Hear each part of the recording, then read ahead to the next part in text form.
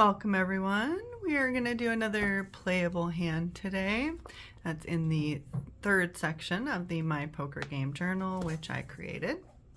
And I am using them personally as part of my research to prove whether or not tarot is real. However, this particular test has more to do with whether or not I can manifest the kind of cards that I ask the deck for. What we're going to do is, as you can see, I have already written out the action that I believe will happen, or how I would play this hand, what my opponents would do, and I am going to ask the deck to deal me the flop, turn, and river that enabled me to win this hand, and also to deal me the hands that under the gun +1, middle position 2, and small blind had that made them play the hand the way that I have written. As you can see, I've already removed the queen that I have. It is the Queen of Empowerment and the Queen of Intuition. And I wrote in my journal that I imagine I just sat down and got pocket queens in the big blind while they're eager to push me around and see how strong I am. Small raise would only invite calls and lowered my odds to win, which is why I decided to push all in, 3-bet under the gun +1, who had already raised to $10. Under the gun +1 re-raised all in over the top, but small blind did decide, middle position 2 called and small blind folded. So without further ado, awesome deck, will you please show us what hands under the gun, middle position 2, and small blind played this hand with, and what flop, turn, and river enabled me to win this hand. All right, we got under the gun +1, middle position 2, and small blind going down here, under the gun +1, middle position 2, and small blind down here. And we are going to burn a card and turn the flop, persistence, refuge, and potential. Burn another card. We got the turn. There's trips for me, Queen of Assertiveness, burn another card, and the river, 4 of empowerment and capability.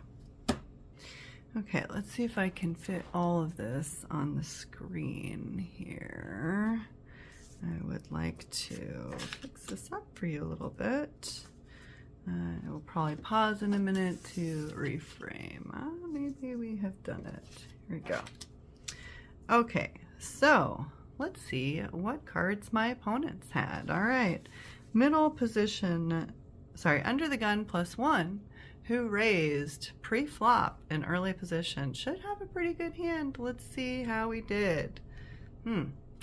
Jack of Charm and 8 of Triumph. Well, in fortune telling, that would indicate a possibility of a raise in early position because you're trying to triumph by charming your opponents out of the hand. However, calling my re-raise the overtop raise, I don't know about that. That does not really make sense from any position.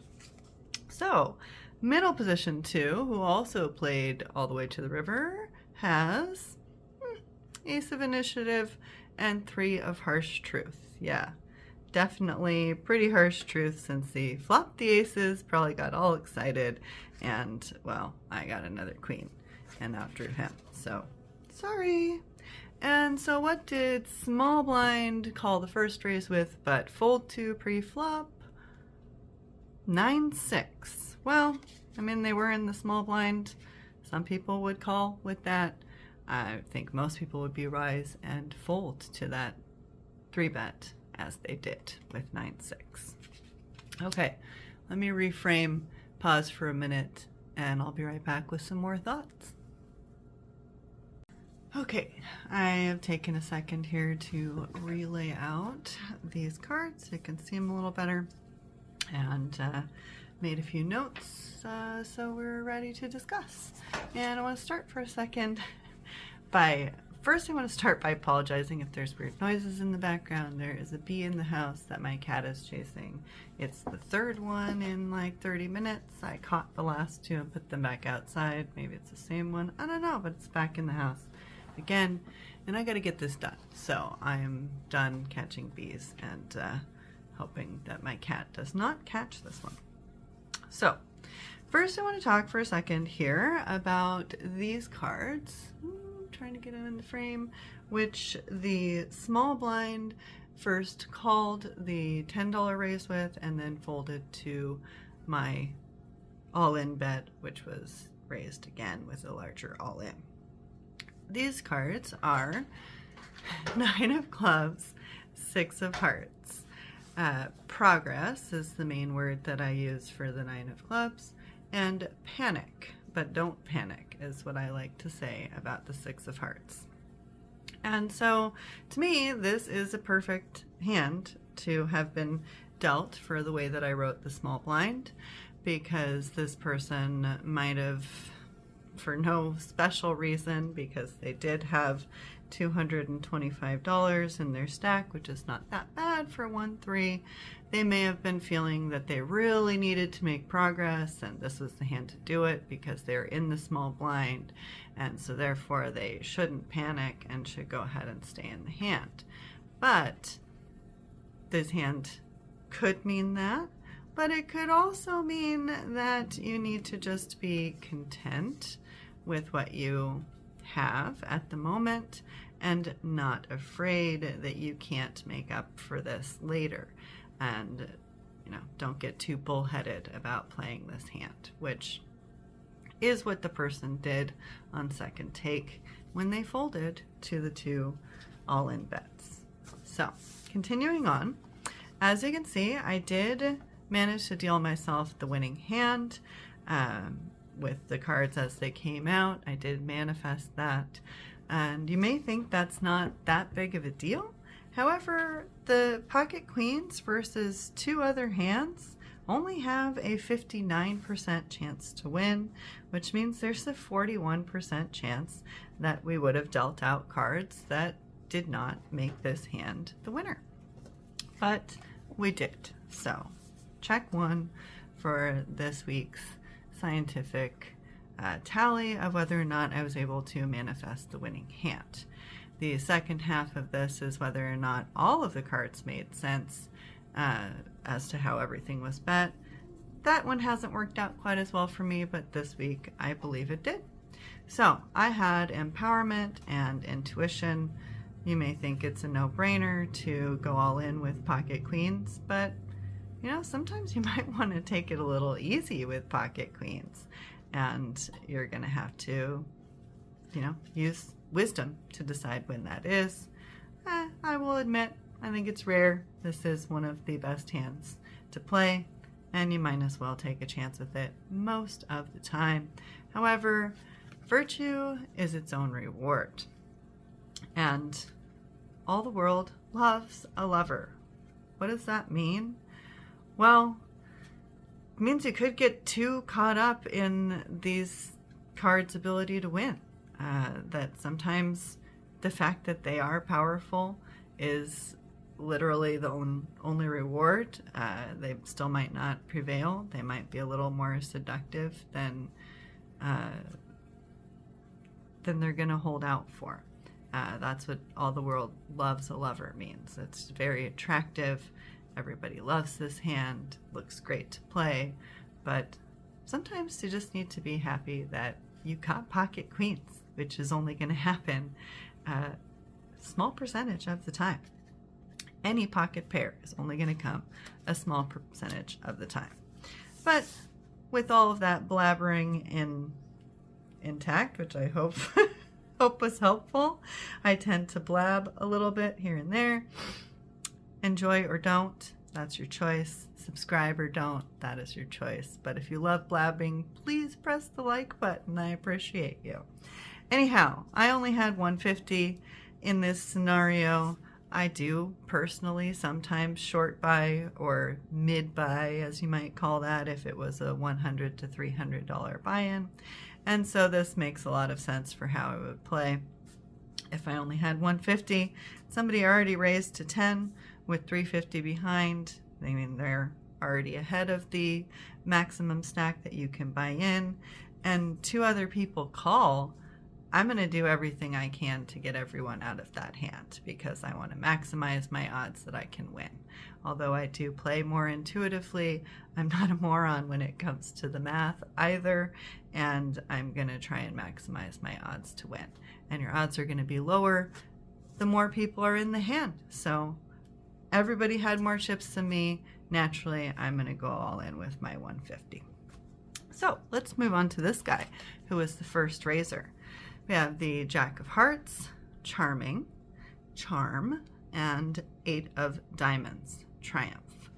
Jack 8 suited, not the greatest hand, not the worst. If you're feeling a bit sassy and wanting to just test whether or not people have a good hand, this might be one of your favorite hands to play. It sometimes does say that you could charm people out of the hand with a decent raise and triumph right away. Talk is cheap. If you can't be good at it. So sometimes in a positive way, that means you should do exactly what this person did, which is raise from early position to $10 to see what your opponents have. However, once somebody re-raises, you're going to want to think a little bit harder about whether or not you should be playing this. I mean, you clearly did not charm anyone out of the hand and cause a triumph with your raise. So do you want to call their raise, or should you let them charm you out of the hand and triumph immediately? That's the kind of message that those 2 cards sent.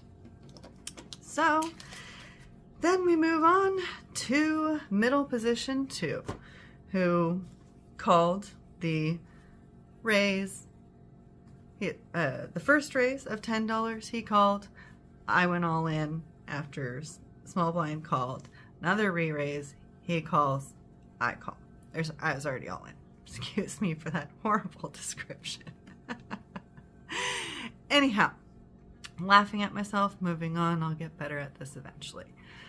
Middle position decided to go big with an ace, which some newer players will do anytime that they have an ace. Strike while the iron is hot, take the initiative and the opportunity, bring the action, right? Well, paired with this 3, you might want to think about that along. Do you see the negativity in this card? I rarely have a great time with this card. It's very frustrating for me. Most of the time, I use the word harsh truth to describe it, and it often just means let well enough alone, move on, wait for a better hand. But there are occasionally some good combinations with this that I do play and I do triumph with.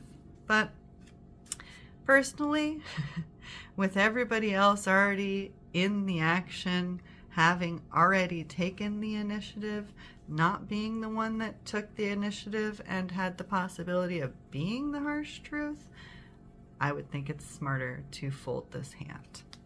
And indeed, according to the math, when we went to before the flop, this hand was worse off, 14% chance to win. Middle position had a 27% chance to win, and I had 59% chance to win, as we already said one time. So, to not get distracted, go like that for a second and say what comes on the flop. Not that it can change what we bet, we were already all in, but if it had happened another way, what might we think? Well, 7 of spades, I use the word persistence to summarize that. 8 of hearts, refuge is my focus word, and 2 of clubs, potential. So, persist and take refuge in your potential. That to me says you were already ahead before the flop. Go ahead and persist and take refuge in the fact that you had the most potential before the flop. Even though this hand is now ahead. They have aces.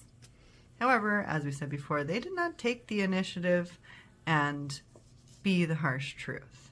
But playing devil's advocate, if we were not yet all in and these three hands were competing, and this hand does have the opportunity to bet first, in theory.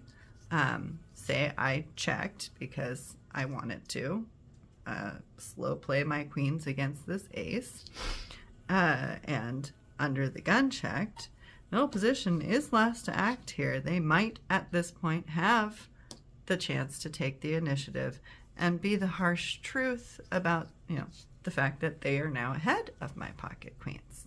But that was not a possibility in this hand. Just thought I would mention that it might be different in that scenario. So what do we get on the turn? My queen. This is the queen of assertiveness. So if all of those cards had come and I wasn't all in, this would probably be telling me, you know what, go ahead and assert yourself. Don't slow play the fact that you now have trips and have beaten anybody's aces. Go ahead and bet this. Also because if anyone has 4 clubs, they're going to want to bet and stay in the hand to see if they can get a flush. So much positivity comes from this card appearing on the turn. And to finish this hand, what do we get on the river? One of my favorite cards. Did I get this in the center of the screen? I still can't see what I'm doing. Here we go. It's effort and capability. The 4 of diamonds. Slow and steady wins the race. So many times that's a sign to take it easy. Excuse my cat in the background noise. In this particular case, I see it kind of as a positive sign for the fact that I went ahead and short bought into this game, though many people might disagree with that decision. For me, slow and steady wins the race. I'm not out there to risk any more money than I can afford to lose. So if I have to short buy in order to do that, that's what I'm gonna do. And yeah, often I short buy because I do have $300 I can afford to risk, but I would rather have two buy-ins available to myself than one. Slow and steady wins the race. If I double up, I still only have what many of those people have at the table, but in this particular scenario, I tripled up. So I now have 450 plus a little change that was thrown in on the side. And voila. Thanks for watching this playable hand. Please come back to see another one and press like and subscribe if you enjoyed this poker hand analysis. Have a great day.